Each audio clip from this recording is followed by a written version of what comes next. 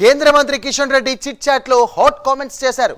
కాంగ్రెస్ పార్టీకి ఎజెండా లేదని, రాహుల్ గాంధీ చేసే పాదయాత్రపై ఆయనకే క్లారిటీ లేదని అన్నారు. ఇక దేశంలో బర్త్ రేట్ పెరగడం లేదని, కానీ పాపులేషన్ పెరిగిందని అన్నారు. ఇక ఇతర దేశాల నుంచి వలసలు పెరగడం వల్లే ఈ పరిస్థితులు ఉత్పన్నమవుతున్నాయని ఈ సందర్భంగా ఆయన తెలియజేశారు. ఓట్ చోరీ గురించి ప్రజల్లో నమ్మే పరిస్థితులు లేరని ఈ సందర్భంగా కిషన్ రెడ్డి ఓట్ చోరీ అనేది ఒక పసలేని అంశమని ఆయన తెలియజేశారు. ఇక అవినీతి ఆరోపణలతో 30 రోజులు జైల్లో ఉంటే గనక రాజీనామా చేయాలని, ఈ చట్టం తీసుకువస్తే తప్పెలా అవుతుందని కిషన్ రెడ్డి ఈ సందర్భంగా ప్రశ్నించారు. అవినీతి చేసే వాళ్ళు మాత్రమే ఈ చట్టాన్ని వ్యతిరేకిస్తారని ఆయన పేర్కొన్నారు.